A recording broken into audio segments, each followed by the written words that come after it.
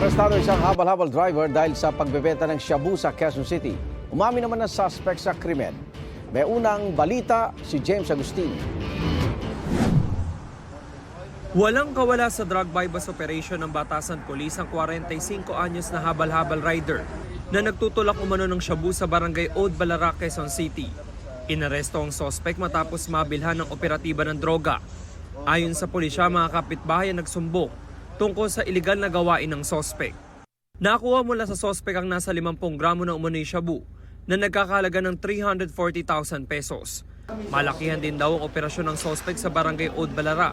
Halos mga parokyano rin niya, is yung mga kapwa habal-habal rin niya, mga pedicab driver dun sa area. At the same time, yung mga ibang kapitbahay din niya na lulong din sa illegal na droga. Sa isang linggo po, ang kaya niyang ubusin is 100 grams ng illegal na droga.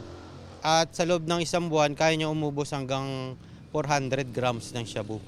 Dati nang nakulong ang suspect dahil din sa kasong may kinalaman sa droga. Aminado po siya nagbibenta kayo ng droga? Opo. Bakit po kayo nagbibenta ng droga? Gawa po ng kahirapan ng buhay. Sinampahan ng suspect ng reklamong paglabag sa Comprehensive Dangerous Drugs Act. Ito ang unang balita. James Agustin para sa GMA Integrated News.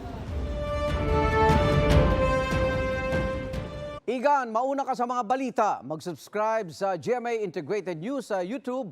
Sa mga kapuso abroad, subaybayan nyo kami sa GMA Pinoy TV at sa www.gmanews.tv.